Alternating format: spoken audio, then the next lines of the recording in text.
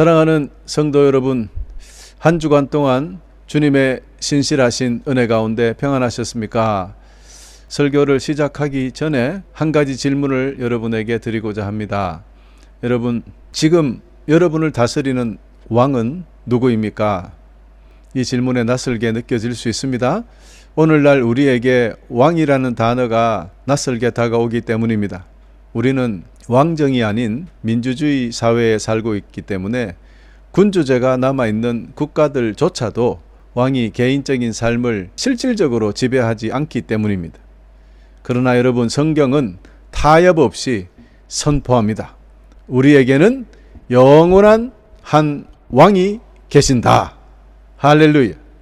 그분은 과거의 역사 속의 인물이 아니라 지금 이 순간에도 살아계셔서 온 우주와 우리 삶을 다스리시는 진정한 왕이십니다. 그렇습니다. 우리의 왕은 누구십니까? 우리 주 예수 그리스도이십니다. 할렐루야. 이 고백은 단순한 종교적 표현이 아닙니다. 우리의 존재와 삶의 주권이 누구에게 속해 있는지를 선포하는 신앙의 중심이며 하나님 나라의 실제를 드러내는 강력한 선언입니다. 사랑하는 교우 여러분, 여기서 먼저 오늘 본문 말씀 마태복음 13장 31절에서 32절을 통해 주님이 계시하시는 하나님 나라의 신비를 함께 읽겠습니다. 예수님께서 또 다른 비유를 그들에게 말씀해 주셨습니다. 하늘나라는 마치 겨자씨와 같다. 어떤 사람이 겨자씨를 가져다가 자기 밭에 심었다. 이 씨는 다른 어떤 씨보다도 작다. 그런데 이것이 완전히 자라면 다른 어떤 풀보다도 더 큰 식물이 된다. 그러면 하늘의 새들이 와서 그 가지에 둥지를 틀 수 있게 된다. 할렐루야. 예수님은 하나님 나라를 손에 올려놓으면 보이지 않을 만큼 작은 겨자씨 하나에 비유하셨습니다. 이 작은 씨앗이 어떻게 거대한 하나님 왕국을 설명할 수 있을까? 여러분, 당시 1세기 세상의 왕은 로마 황제 가이사였습니다. 가장 힘이 센 황제였죠. 그 로마는 강력한 군대와 압도적인 권세로 온 천하를 지배했던 거대한 제국이었습니다. 세상의 관점으로는 군대를 모으고 성을 쌓고 부를 쟁취해야 왕국이라 부를 수 있는 것입니다. 그러나 예수님은 강력한 군대가 아니라 작은 겨자씨 한 알로 시작되는 왕국을 선포하셨습니다. 이것은 세상의 가치관을 뒤엎는 하나님의 거룩한 선전포고였습니다. 오늘 이 말씀을 통해 예수님이 왜 우리의 진정한 왕이신지 확인하며 은혜를 나누고자 합니다. 사랑하는 형제자매 여러분, 성경은 구약의 예언부터 신약의 성취에 이르기까지 예수 그리스도가 만왕의 왕이심을 촘촘하고 완벽하게 증언하고 있습니다. 첫째, 다윗의 자손으로 오신 언약의 왕이 예수 그리스도이십니다. 하나님은 다윗에게 내가 너의 자손을 세워 그의 나라를 견고하게 하리라 라고 사무엘하 7장 12절에서 13절에 약속해 주셨고, 그리고 1000년이 지난 후 천사 가브리엘은 동정녀 마리아에게 주 하나님께서 그에게 그 조상 다윗의 왕위를 주실 것이다 라며 예언을 확증해 주셨습니다. 누가복음 1장 32절.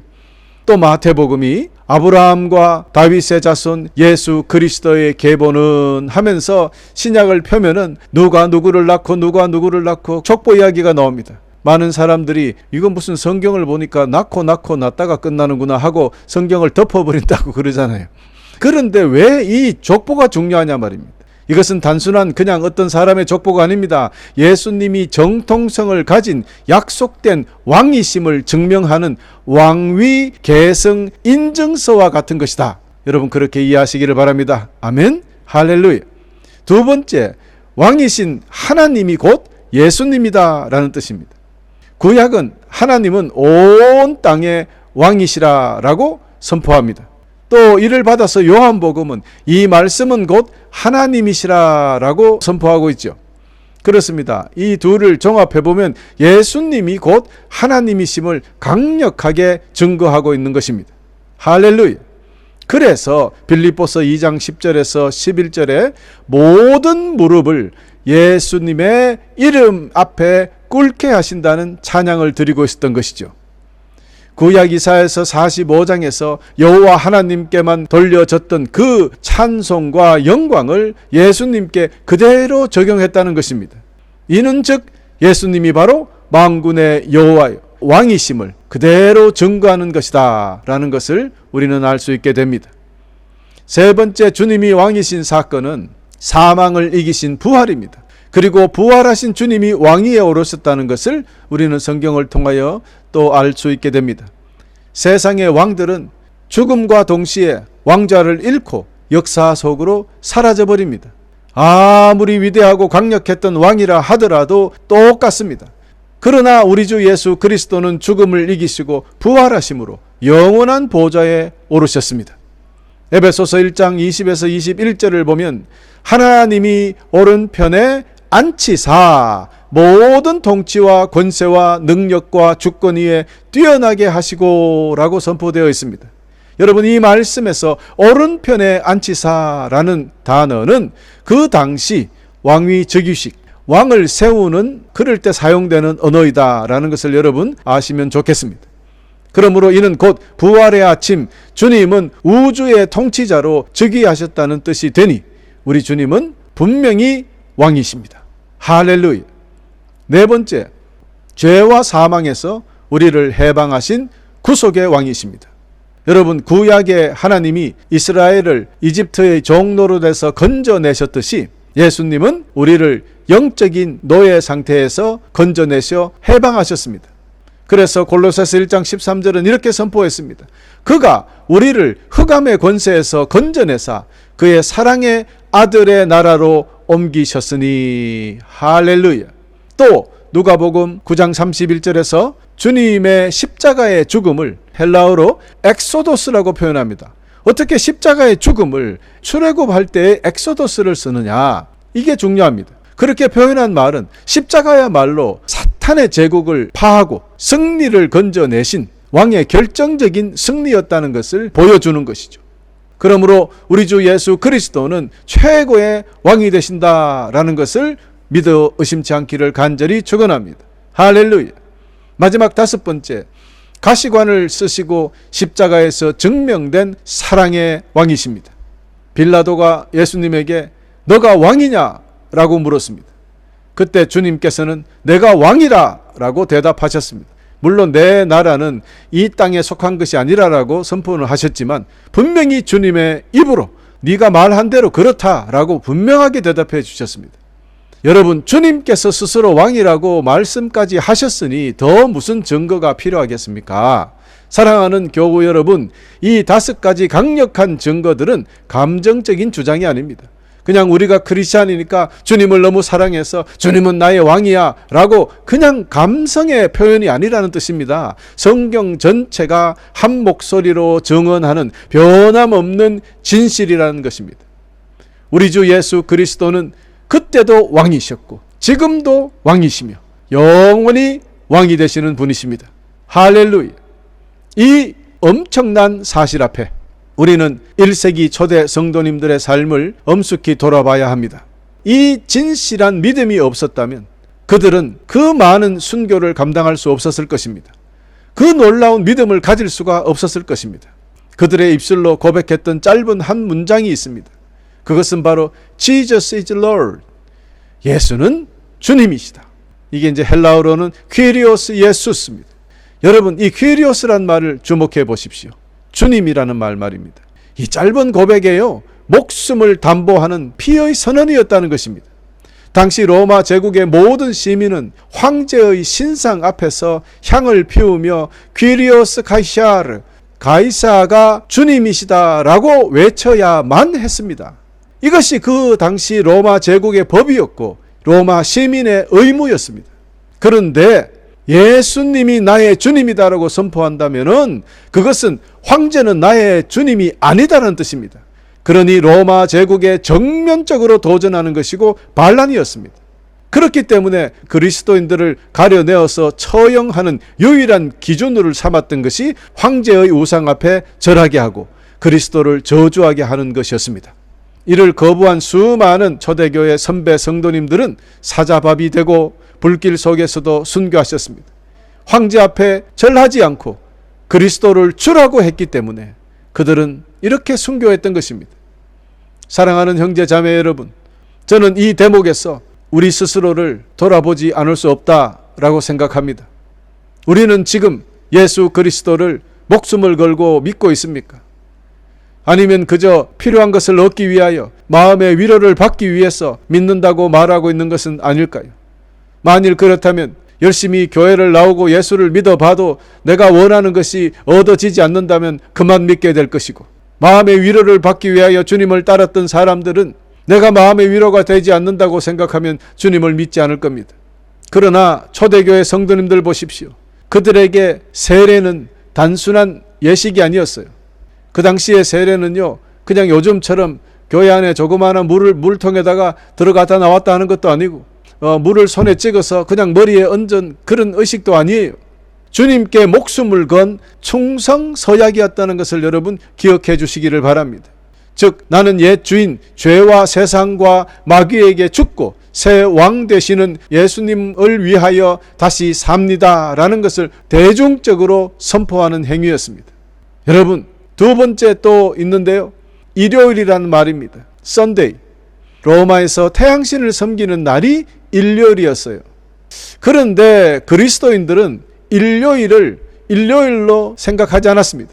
다시 말해서 그리스도인들은 바로 그날 새벽에 모여 부활하신 주님께, 왕 되신 주님께 경배했습니다.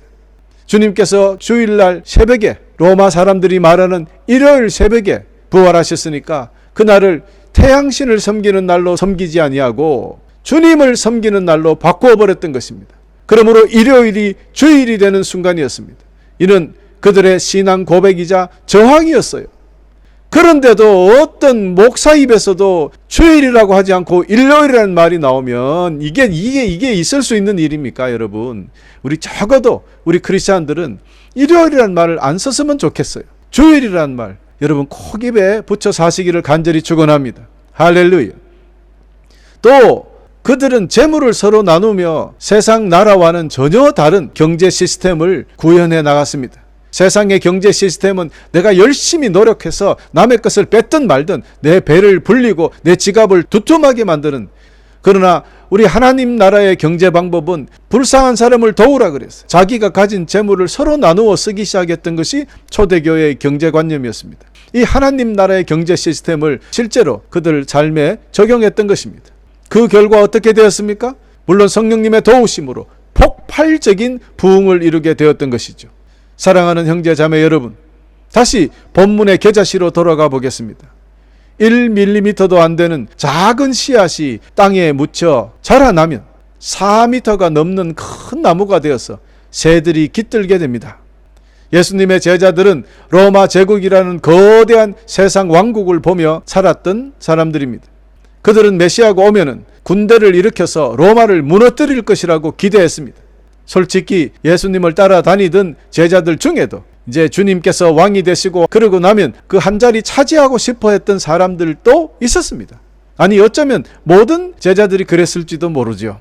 그러나 우리 주님은 하나님 나라가 작은 생명의 역사로 시작된다고 역설적으로 말씀하셨습니다. 이 겨자씨의 비유에는 신학적으로 매우 중요한 진리가 담겨 있습니다. 하나님 나라는 이미 already, 그리고 아직 not yet 법칙이다라는 것입니다. 그렇습니다. 예수 그리스도의 처음 오실 때와 십자가로 말미암아 하나님 나라가 이 땅에 이미 시작되었다는 것입니다. 비록 세상의 거대한 권력에 비해서 겨자씨처럼 작고 초라하게 보일지는 몰라도 그 안에 우주를 변혁시키는 하나님의 신적 생명력이 숨쉬고 있습니다. 그리고 그 나라는 주님이 다시 오실 그날에 완벽하게 성취될 것입니다. 다시 말씀드려서 지금은 우리가 중간 시대를 살고 있다라는 것이죠. 그런 천국의 백성들이라는 것입니다. 이 나라는 세상의 칼과 창, 정치적 권력이나 물질의 힘으로 확장되지 않습니다. 오직 복음의 생명력, 이 복음의 생명력으로 자라나는 나라입니다.